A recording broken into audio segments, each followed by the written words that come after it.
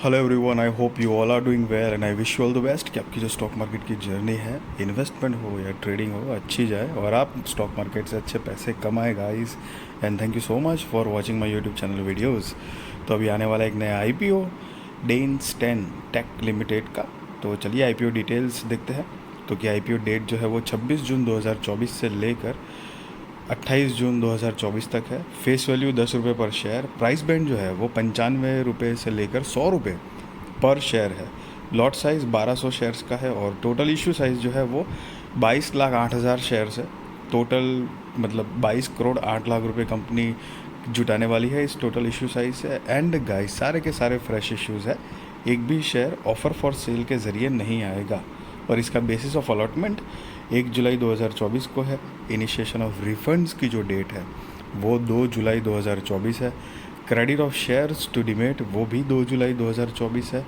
Listing date 3 July 2024 है। Cut off time for UPI mandate confirmation शाम को 5 बजे 28 जून 2024 है गाइस।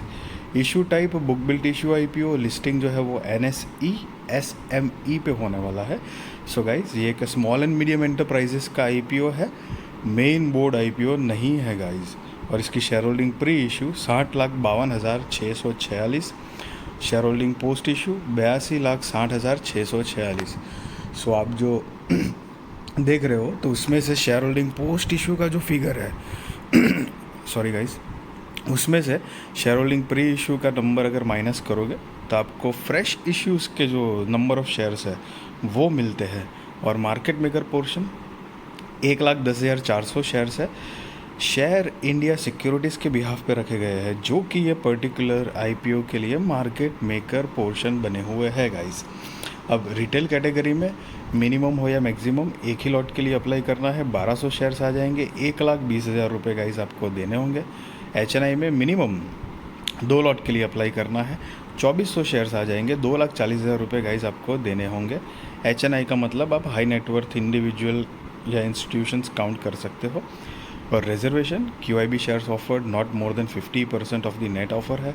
रिटेल के लिए not less than 35% of the offer. NII HNI उनके लिए not less than 15% of the offer रखा गया है। एंड गाइज यहाँ पर एक इंटरेस्टिंग बात है कि एंकर इन्वेस्टर्स भी इन्वॉल्व है। लेकिन पहले चलिए प्रमोटर्स देख लेते हैं। तो कि JK traders limited mister Abhishek Singhania, mister Vipul Prakash and miss Tina Prakash are the promoters of the company है, जिनकी शेयर होल्डिंग प्री इशू 95.50% है और शेयर होल्डिंग पोस्ट इशू 69.97% है। सो मतलब गाइज आफ्टर आईपीओ इनकी होल्डिंग जो है वो 69.97% हो जाएगी। अभी 95.50% का जो स्टेक है वो प्रमोटर्स के पास ही है। अब यहाँ पर एंकर इन्वेस्टर्स की बात है तो उनकी डिटेल्स में बीड डेट 25 जून 2024 का है। शेयर्स जो ऑफ़र किए गए हैं वो 6,27,600। Anchor portion 6 crore 28 lakh. Anchor lock in period end date 31 July 2024 है फॉर 50% ऑफ शेयर्स, 30 दिन की जो बात है।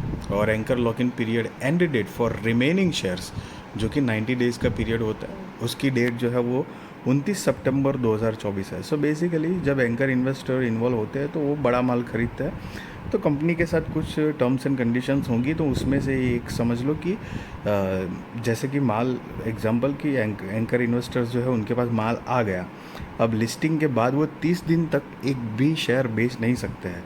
30 दिन के बाद अगर वो बेचना है तो 50% का हिस्सा बेच सकते हैं मैक्सिमम, और बचा हुआ जो 50% का हिस्सा है तो वो 90 डेज़ के बाद अगर चाहे तो बेच सकते हैं, उससे पहले नहीं बेच सकते। तो उसकी ये अलग अलग डेट दिखाई गई है को, इसलिए ये मतलब थोड़ा सा जस्ट एक बात है कि पॉइंट जो है वो थोड़ा सा फोकस रखने लायक है। कभी आपने नोटिस किया होगा ऐसे कि जैसे मान लो कि ये एंकर इन्वेस्टर्स है, तो जैसे लिस्टिंग के बाद जैसे ही 30 दिन ख़त्म होते हैं ना, तो कभी आपने सोचा होगा, सॉरी, कभी आपने देखा होगा कि एंकर इन्वेस्टर जब अपना 50% स्टेक बेचते हैं तो एक मतलब लोअर सर्किट या एकदम उस तरह की स्टॉक में गिरावट आने के चांसेस होते हैं, तो वो आपने कभी देखा होगा। ज़रूरी नहीं है, बट अगर बेच लेते हैं तो क्योंकि बड़ा माल एक साथ डंप करते हैं तो उस हिसाब से वो पॉसिबिलिटी रहती है, अगर आपने कभी नोटिस किया है। तो ये जो डेट है और एंकर इन्वेस्टर्स की ये जो पोर्शन जो होता है वो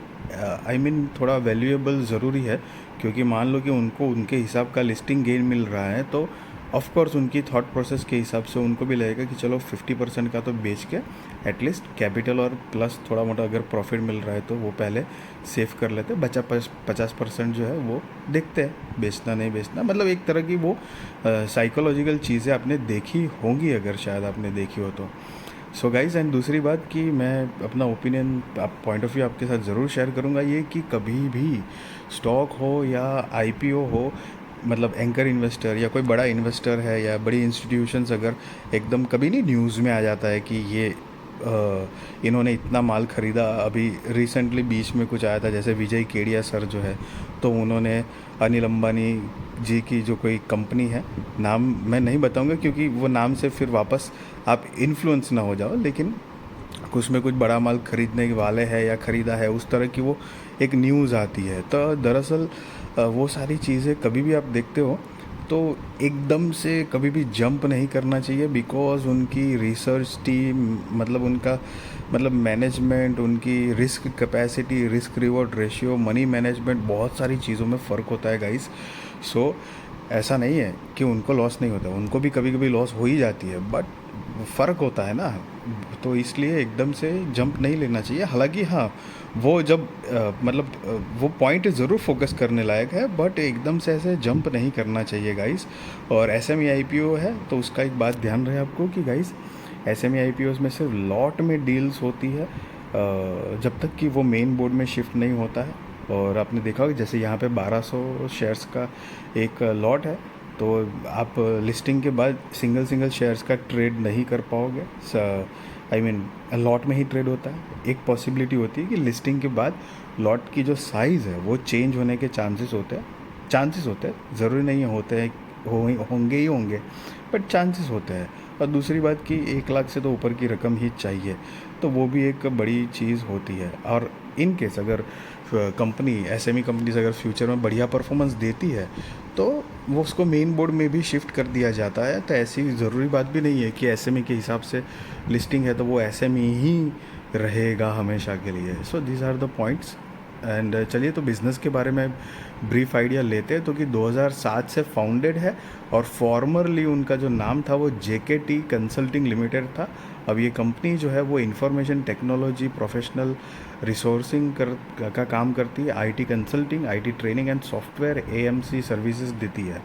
अब उसको थोड़ा और ब्रीफ में देखेंगे। The companies list of service includes IT support and consulting services, जिसके अंदर under this framework the company provides comprehensive IT professional resourcing, IT consulting and software AMC services in various industries, namely information technology, banking and finance, automotive and engineering, telecommunications, healthcare, retail and entertainment. Corporate training services, जिसके अंदर the company offers both technical and soft skills based training services. This includes ERP and business application training, behavioral training, induction, onboarding training, domain specific training and development, CSR implementation programs, disaster and safety management training, learning solutions and educational tourism. तो ये कुछ type की सारी services and provide करती है। कुछ इस तरह का मतलब कंपनी का बिजनेस है। और 31 दिसंबर 2023 के हिसाब से कंपनी के पास करीब 458 लोगों की टीम है जो अलग अलग डिपार्टमेंट में काम कर रही है।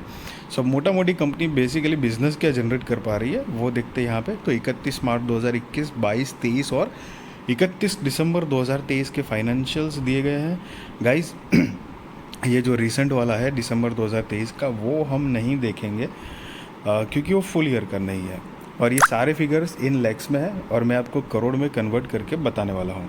सो चलिए असेट देखते हैं। तो कि 31 मार्च 2021 के अकॉर्डिंग कंपनी की जो टोटल असेट है वो 3 करोड़ 70 लाख रुपए के आसपास थी, जो कि बढ़कर 31 मार्च 2023 में 15 करोड़ 4 लाख रुपए के आसपास हुई है। रेवेन्यू 5 करोड़ 25 लाख रुपए से बढ़कर 37 करोड़ 60 लाख रुपए के आसपास हुई है। Profit after tax 1 crore 17 lakh रुपए से बढ़कर 1 करोड़ 17 लाख रुपए से कम होकर 16 लाख रुपए के आसपास हो चुकी है। नेटवर्थ जो है वो नेगेटिव थी, मतलब 111 करोड़ का नेगेटिव नेटवर्थ थी, जो कि 4 करोड़ 25 लाख रुपए के आसपास की पॉजिटिव नेटवर्थ हुई है। Reserves and surplus negative 1 crore 97 lakh रुपए के आसपास थी, जो कि नेगेटिव ही है, 1 करोड़ 80 लाख रुपए के आसपास की। टोटल बोरोइंग्स जो है वो 3 करोड़ 44 लाख रुपए से कम होकर 2 करोड़ 80 लाख रुपए के आसपास हुई है। एंड गाइज आप यहाँ पर नीचे देख सकते हैं अमाउंट इन लैक्स लिखा हुआ है, तो ये सारे फिगर लैक्स में है, लेकिन मैंने आपको करोड़ में कन्वर्ट करके बताया हुआ है to make it easy. So guys यहाँ पर अगर फाइनेंशियल्स की बात करें तो देखो फाइनेंशियल बहुत ज़्यादा विम्जिकल फ्लक्चुएटिंग टाइप का है, एक थोड़ा सा भी कंसिस्टेंट नहीं है, क्योंकि रेवेन्यू बढ़ रहा है, प्रॉफिट जो है वो तो एकदम ही कम हो चुका है। प्लस आईटी सर्विसेज बिजनेस में ना पर्सनल लेवल पर मैं अपनी बात करूँ तो मुझे इतना डाइजेस्टिव नहीं लगता है, क्योंकि आपने कभी भी नॉर्मली देखा होगा तो आईटी कंपनीज में ना कुछ जैसे लैपटॉप हो गए या फिर मतलब लैपटॉप ये सब चीज़ों को छोड़ के, कुछ दूसरी और चीज़ों को छोड़ के, मतलब जो हैवी मशीनरी की जो परचेजिंग होती है, मतलब कुछ बड़ा प्लांट खरीदना होता है जहाँ पर मतलब नहीं हैवी कॉस्टिंग जाती है, समझ रहे हो, मटेरियल कॉस्ट इतनी कुछ खास होती नहीं है। तो इन शॉर्ट कहने का मतलब कि फिर भी कंपनी जो है वो बिज़नेस इतना जनरेट नहीं कर पा रही है, ख़ास तौर पे नेट प्रॉफिट। और दिसंबर में तो 1 करोड़ 71 लाख का कंपनी को सीधा सीधा लॉस है, और साथ में कंपनी का जो मतलब नेटवर्थ बढ़ रही है, लेकिन रिजर्व्स एंड सरप्लस जो है वो एकदम सुपर नेगेटिव है। दिसंबर 2023 के हिसाब से तो 3 करोड़ 51 लाख रुपए का नेगेटिव है, और बोरोइंग्स जो है वो दिसंबर 2023 के हिसाब से 18 करोड़ 47 लाख की बोरोइंग्स हो चुकी है। तो बोरोइंग्स बढ़ रही है, रेवेन्यू बढ़ रहा है, लेकिन प्रॉफिट ख़त्म हो चुका है। नेटवर्थ जो है वो भी मतलब थोड़ी अलग तरह की दिख रही है। रिजर्व्स एंड सरप्लस जो है वो नेगेटिव है। मिला जुला के इतना बिल्कुल भी प्रॉमिसिंग टाइप का तो नहीं लग रहा है मुझे, मतलब ये मेरा ओपिनियन गाइस शेयर कर रहा हूँ मैं, मतलब ये नहीं बता रहा हूँ, मतलब कोई नेगेटिव पॉजिटिव इमेज नहीं बता रहा हूँ, बट जो दिख रहा है वही बता रहा हूँ। और कंपनी की अगर की परफॉर्मेंस इंडिकेटर देखेंगे तो ROE जो है वो -67.50%, of course ROC -20.74%, debt to equity 7.29, RONW -67.77% है। EPS pre IPO 0.29, post IPO नहीं दिया गया है। और अगर कंपनी का ऑब्जेक्ट ऑफ इश्यू अगर देखें कि IPO लाने के रीजंस क्या है, तो कि यहाँ पे 4 मेजर रीजंस दिए हैं। Payment of liabilities raised against outstanding payment of consideration for professional services and training division business acquired from JK Technosoft Limited, wide business transfer agreement dated April 30, 2022 to meet the working capital requirements of the company, to meet out the general corporate purposes and to meet out the issue expenses। तो ये कुछ major reasons दिए है company ने। And yes guys, just be responsible trader, be responsible investor, value your money guys. I wish you all the best कि आपकी stock market की journey अच्छी जाए, आप अच्छे पैसे कमाएं गाइस। एंड यस, मैं आपको कोई बाय और सेल रिकमेंडेशन नहीं दे रहा हूँ, ना ही मैं आपको ये बता रहा हूँ कि आप IPO में अप्लाई करो या ना करो। That is depend on your risk research, financial advisor को पूछ कर करना। एंड दूसरी बात कि मतलब जैसे कि इसके फाइनेंशियल्स देखे, मुझे पर्सनली इतना मैंने आपको अपना ओपिनियन शेयर कर दिया कि भाई मुझे इतना स्ट्रॉन्ग नहीं लग रहा है। तो देखो मार्केट का ट्रेंड अप है, एंकर इन्वेस्टर इन्वॉल्व है, वो एक पॉजिटिव बात ज़रूर है। तो लेट्स सी क्या होता है। अब वीडियो अच्छी लगी तो ज़रूर लाइक शेयर सब्सक्राइब करिए, आपके सारे कॉन्टैक्ट के साथ भी मेरी वीडियो चैनल शेयर करिए, ताकि उनकी भी स्टॉक मार्केट की जर्नी और भी ज़्यादा कॉन्फिडेंट, सक्सेसफुल और अवर हो पाएगा। इस thank you so much for watching this video.